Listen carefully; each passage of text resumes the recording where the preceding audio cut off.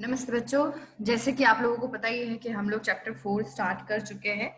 इसमें हम लोगों ने आर.एच. विटकर का जो क्लासिफिकेशन है, 5 किंगडम क्लासिफिकेशन, वो हम लोगों ने अभी स्टडी कर लिया है।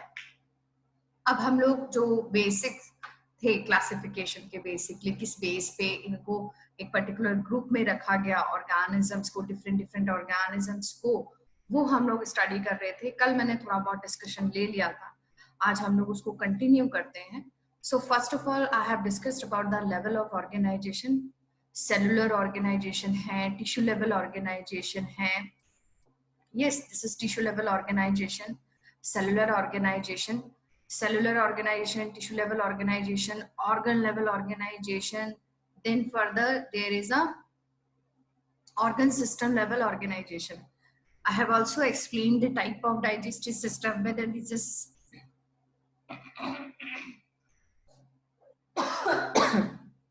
whether it is complete or incomplete.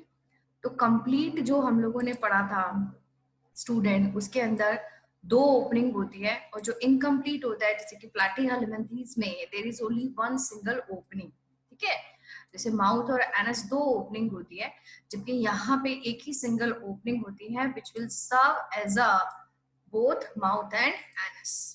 तो इस तरह का जो डाइजेस्टिव सिस्टम होता है स्टूडेंट, उसको हम लोग कहते हैं इनकम्प्लीट। और जहाँ पे दोनों ही मतलब 2 अलग अलग ओपनिंग है माउथ और एनस की, that type of the digestive system is known as a complete. Open type of circulatory system and the closed type of circulatory system I have also discussed yesterday.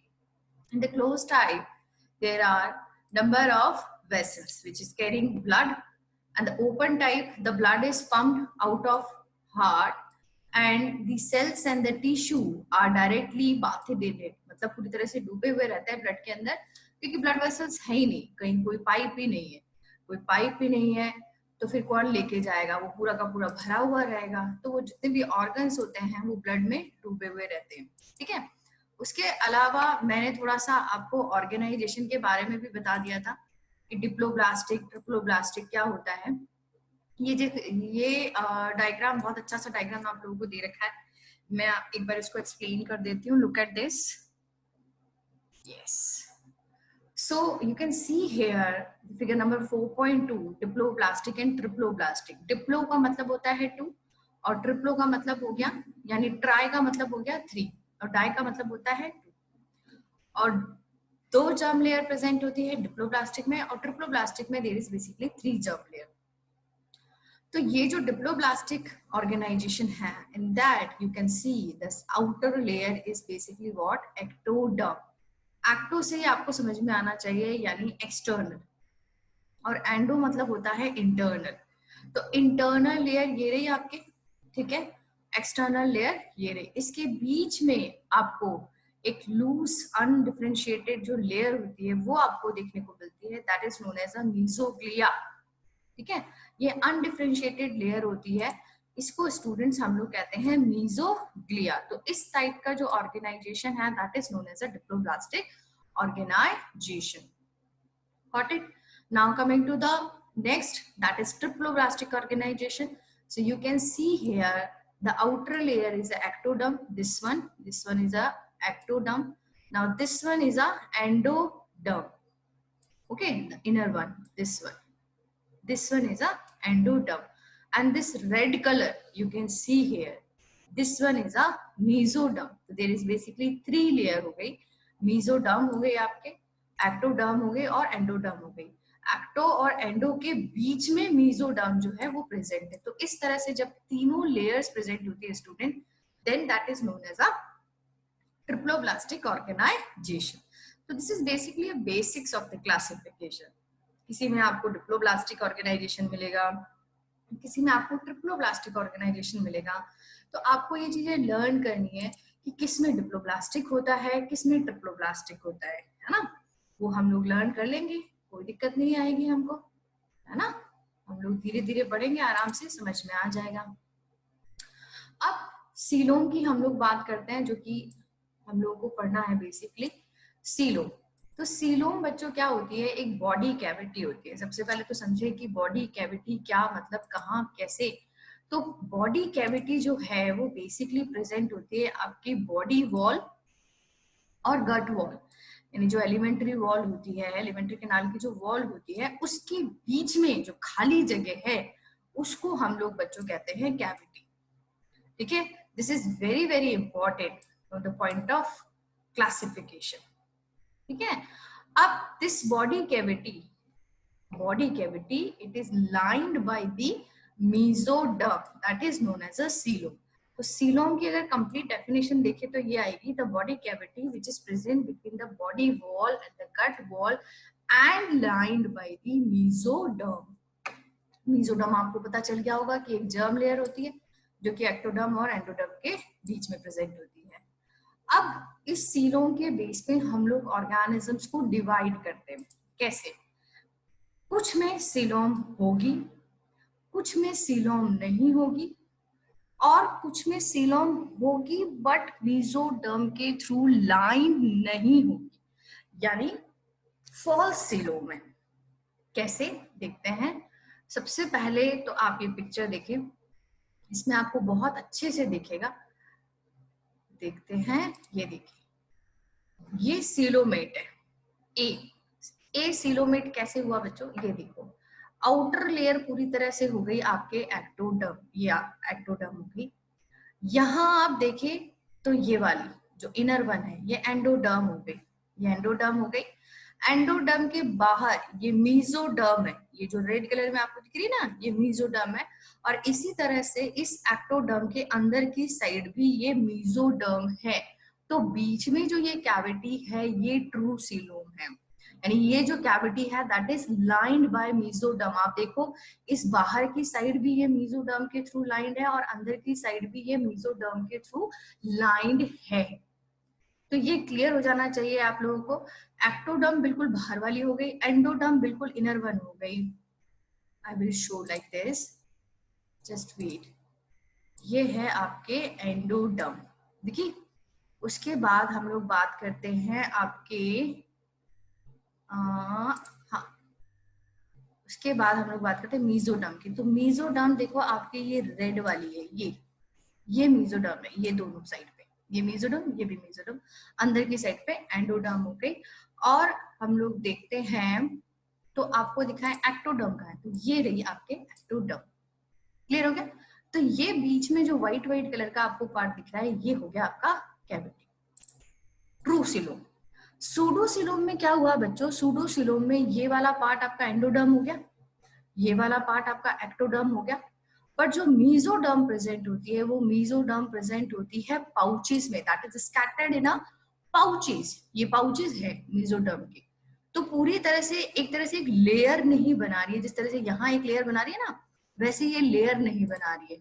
तो जब ये layer formation नहीं होता है, but still there is a mesoderm present, but it is present in a form of the pouches. So in that case, that coelom is known as what? That coelom is known as a pseudocoelom. ठीक है, आ गई होगी आपको बात समझ में। और next हम लोग बात करते हैं किसकी? इसकी जो हमारा पास में सी डायग्राम है। सी डायग्राम देखो आप लोग, just wait, yes. C diagram आपको बिल्कुल क्लियर हो गया होगा कि क्या क्या इसके अंदर पिक्चर्स आपको दिख रहे हैं। सबसे इनर मोस्ट लेयर आप देख लो, एंडोडर्म आ गई है, ठीक है। उसके बाद हम लोग देखते हैं तो उसके बाद हमारे पास में मेसोडर्म आ गई है। उसके बाद हम लोग देखते हैं तो उसके बाद हमारे पास में एक्टोडर्म आ गई है। तो एक्टोडर्म भी है, मेसोडर्म भी है, एंडोडर्म भी है, कोई जगह ही नहीं है कैविटी की। तीनों की तीनों लेयर बिल्कुल क्लोजली पैक्ड है। तो जब कैविटी नहीं है तो उस केस को हम लोग क्या कहेंगे? उस केस को हम लोग कहेंगे असीलोमेट। आगे आपको बात समझ में? तो ये हो गई body cavity that is truly lined by the mesoderm. तो जिनमें ये कैविटी प्रेजेंट होती है they are known as coelomates, like annelids, molluscs, arthropods, echinoderms, hemichordates and the chordates. जिनमें ये बॉडी कैविटी फॉल्स है यानी सूडोसीलोम है, उनको हम लोग कहेंगे बच्चों क्या? मतलब सूडोसीलोमेट ही कहेंगे। बट एग्जांपल्स इसके क्या क्या है? एग्जांपल्स आप देखिए सूडोसीलोमेट्स के, एग्जांपल है एस्के हेलमंथीज, ठीक है, एस्के हेलमिंथीज। और जिन एनिमल्स में ये बॉडी कैविटी एब्सेंट ही होती है, प्रेजेंट ही नहीं है, बेचारों के पास में कैविटी ही नहीं है ना, तीनों लेयर्स तो है बट कैविटी ही नहीं है, तो वो होंगे आपके असीलोमेट। और एग्जांपल हो गया आपके क्या, प्लेटीहेलमिंथीज। Got it? ये बहुत इंपॉर्टेंट क्वेश्चन है, बहुत इंपॉर्टेंट क्वेश्चन बनाता है एग्जाम पॉइंट ऑफ व्यू से, तो याद हो जाना चाहिए आप लोगों को अच्छे से। नेक्स्ट हम लोग बात करते हैं सेगमेंटेशन की। ठीक है, तो सेगमेंटेशन बच्चों क्या होता है? सेगमेंटेशन मतलब क्या, सेगमेंट है ना, छोटे छोटे छोटे छोटे पार्ट्स हो गए एक तरीके से। तो जब बॉडी जो है एक्सटर्नली और इंटरनली, यानी दोनों साइड, एक्सटर्नली मतलब बाहर की साइड हो गया और इंटरनली मतलब अंदर की साइड हो गया, दोनों साइड डिवाइड होती है सेगमेंट्स में with the serial repetition at least some organs, तो उसको हम लोग कहते हैं बेसिकली व्हाट, सेगमेंटेशन। तो जैसे अर्थवर्म है, अर्थवर्म क्या होता है, अर्थवर्म की जो बॉडी होती है, जब हम लोग उसको डाइसेक्ट करते हैं तो हम लोग उसको एक्सटर्नली भी जब देखते हैं तो भी उसमें सेगमेंट्स बने होते हैं, और इंटरनली भी जब हम लोग उसको पूरा डाइसेक्ट कर लेते हैं ना, तो भी हम लोग उसमें देखते हैं कि उसमें छोटे छोटे से सेगमेंट्स बने होते हैं जिसमें कि ऑर्गन्स प्रेजेंट होते हैं। तो this type of segmentation is known as a metameric segmentation and this phenomenon is known as a metamerism. तो आपसे पूछा जाता है, आपसे क्वेश्चन आता है कि what do understand by the metamerism and where you will find this. तो आप आराम से बता सकते हो कि in analytics we find it, और एग्जांपल है इसका बेसिकली अर्थवर्म। नेक्स्ट बात करते हैं, नेक्स्ट हमारे पास में है क्या, नेक्स्ट हमारे पास में है नोटोकोड। तो नोटोकोड बच्चों सबसे पहले तो ये मीजोडर्मली डिराइव्ड होती है। मीजोडर्म आपको पता ही चल गया होगा, 3 लेयर्स होती है, 3 जर्म लेयर्स होती है, इसमें एक हमारे जर्म लेयर हो गई मीजोडर्म। तो मीजोडर्म से ये नोटोकोड जो होती है वो फॉर्म होती है, कहाँ प्रेजेंट होती है, that is present on the dorsal side during the embryonic development in the some animals, that's formed basically during the embryonic development, and this mesodermally derived rod-like structure present on the dorsal side during the embryonic development in some animals. These animals which have notochord are called the chordates. ठीक है, उनको क्या कहते हैं students, हम लोग उनको कहते हैं chordates, और जिनमें ये नोटोकोड एब्सेंट होती है, जिनमें ये प्रेजेंट नहीं होती है, उनको हम लोग कहते हैं नॉन कॉर्डेट्स। तो नॉन कॉर्डेट्स हम लोग पढ़ते हैं from the porifera to the echinoderms. Porifera, Coelenterata, Ctenophora, Platyhelminthes, Aschelminthes, Annelid, Arthropod, Mollusca and Echinoderms। तो ये सारे के सारे जो होते हैं वो क्या होते हैं, आपके होते हैं नॉन कॉर्डेट्स। ठीक है, नेक्स्ट हम लोग बात करते हैं क्लासिफिकेशन ऑफ एनिमल की। अब इसको क्या किया इन्होंने पूरी तरह से टेबल फॉर्म में इनको रख दिया कि टेबल फॉर्म में किस तरह से आप इसको इजी वे में याद कर सकते हो, है ना। तो जो हम लोगों ने पढ़ा है उसी को ही थोड़ा सा ब्रीफ कर दिया, बट और उसका प्रेजेंटेशन थोड़ा सा डिफरेंट हो गया इन टेबुलर फॉर्म। देखते हैं कैसे, देखिए आइए, किंगडम। ठीक है, ये हम लोगों ने किंगडम पढ़ रखे हैं। किंगडम आपको पता है, Monera, protista, Plantae, fungi, animalia. तो बेसिकली हम लोग एनिमेलिया के बारे में डिस्कशन कर रहे हैं, एनिमल किंगडम क्योंकि पढ़ रहे हैं।